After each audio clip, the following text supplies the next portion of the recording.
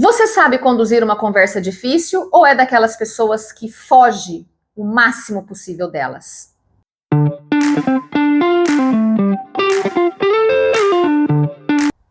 Conversas difíceis evitam vidas difíceis, e essa é a principal mensagem que eu quero que você leve deste vídeo. Eu sou Andréa Nascimento, jornalista, especialista em comunicação, oratória e imagem pessoal, e aqui neste canal você descobre como essas três coisas podem alavancar a sua carreira.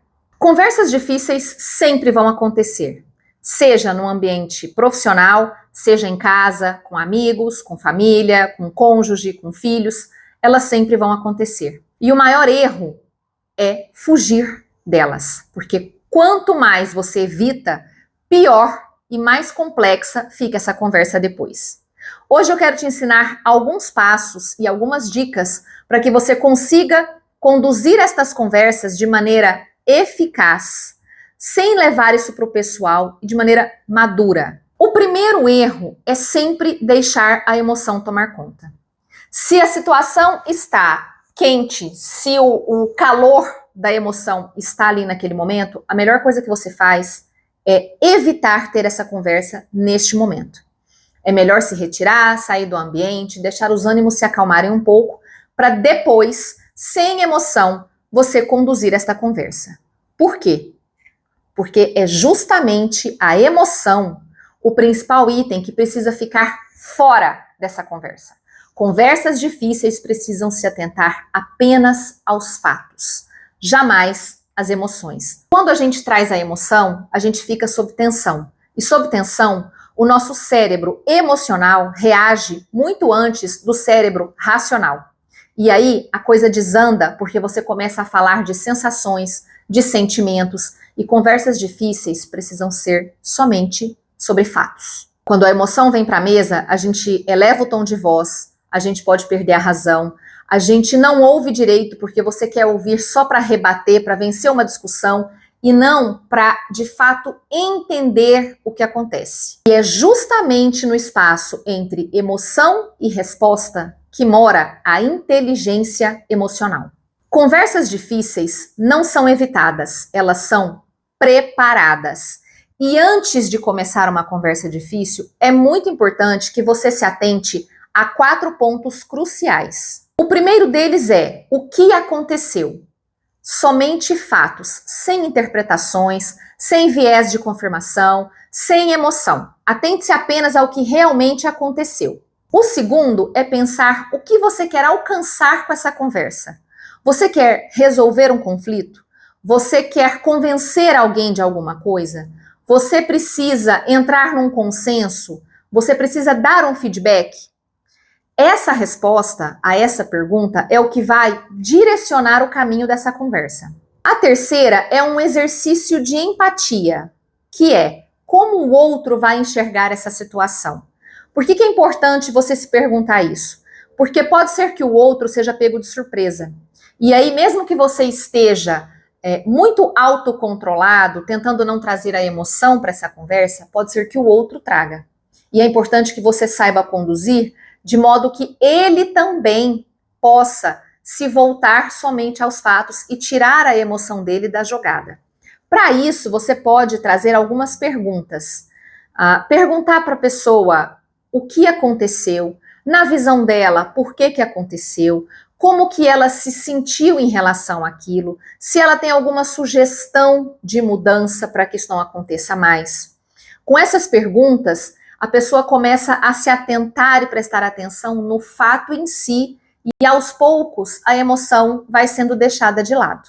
A quarta e última pergunta é: como que eu quero que essa conversa termine? Porque isso também, junto com a resposta da pergunta 2, vai direcionar a conversa e o rumo que ela precisa tomar. Existem algumas técnicas que podem ser usadas para conduzir essa conversa difícil. Uma delas é o modelo DESC. O que é o modelo DESC? O D significa descrever. É quando você simplesmente traz o fato, o que aconteceu, para começar esta conversa. O E vem de expressar. É quando você explica o impacto desse fato, seja para você, seja para a equipe, seja para a empresa, para a família, pro grupo de amigos, independente de onde esse fato realmente aconteceu e onde ele está impactando. O S vem de sugerir, seja um novo caminho, seja uma nova proposta, ou até um modo para corrigir algo que de repente foi feito errado. Vou te dar um exemplo. Imagine que você tem um funcionário, um colaborador da sua equipe, que com frequência chega atrasado e que você precisa dele para uma reunião no determinado horário. Quando você o chama para conversar, a primeira coisa é descrever, e você pode dizer para ele, por exemplo, percebi que nas últimas 3 semanas você tem chegado fora do nosso horário combinado. Depois, você expressa o impacto. Isso acaba fazendo com que a gente tenha que retomar aquilo que já foi dito na reunião e atrasa não só o trabalho da equipe, como a agenda que eles têm na sequência. Depois você faz uma sugestão, como por exemplo, gostaria de te pedir que você chegasse no horário combinado nas próximas vezes. Ou você ainda pode questionar se ele está tendo alguma dificuldade para chegar no horário e propor uma alternativa. Por exemplo, te ajuda se eu avaliar a possibilidade de alterar este horário para que você consiga cumprir a agenda combinada? E a consequência. Assim a gente consegue começar no horário, termina dentro do prazo e não impacta a agenda dos outros participantes. Percebe como não é difícil? Basta apenas tirar a emoção e saber conduzir esta conversa. Pode ser que esse colaborador traga um grande problema que ele esteja enfrentando. Por exemplo, um filho que esteja internado e ele precisa passar no hospital antes de ir para o trabalho. É importante que você mostre empatia, que você mostre genuinamente interessado e preocupado, e aí propor alternativas pode sim ser o melhor caminho. Mas é importante que você esteja preparado para ouvir e, de repente, saber de algo que estava completamente fora do seu radar. E aí você precisa ouvir e, de novo, sem deixar a emoção tomar conta. E o C é a consequência, quando você mostra quais são os benefícios dessa mudança que você está propondo.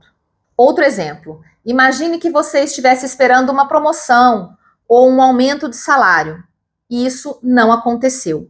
Aqui o principal erro, geralmente, é questionar por que outras pessoas conseguiram e não você.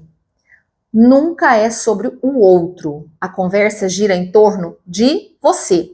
Então você pode apresentar os resultados, dizer tudo o que entregou, dizer que entende que se você não teve um aumento ou uma promoção é porque tanto a sua liderança quanto a empresa entendem que você não está superando expectativas. E aí você questiona: o que faltou para que eu recebesse? Pensa, percebe como é sobre você?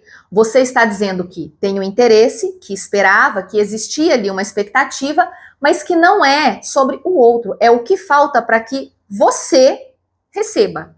E aí, de novo, se prepare, porque o que você pode ouvir pode ser algo que você já sabe, mas você também pode ser pego de surpresa. E aí é importante que você tenha o autocontrole. Faz sentido para você? Você já precisou conduzir alguma conversa difícil? Ou gostaria de saber melhor sobre alguma situação específica? Deixa aqui nos comentários que eu posso te ajudar.